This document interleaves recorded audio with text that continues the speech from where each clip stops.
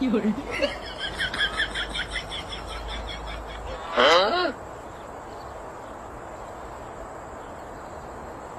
Nilagay mong switch doon, paano mo bubuksan yan? Gagana yan.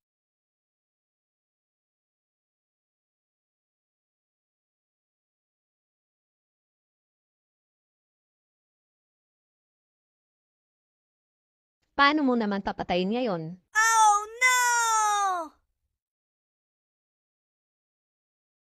Bumaba ka na dyan.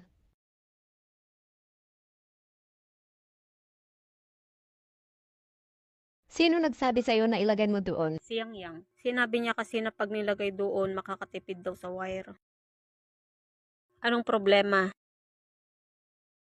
Ikaw pa nagsabi na ilagay ng ganitong switch. Oo, ako nga.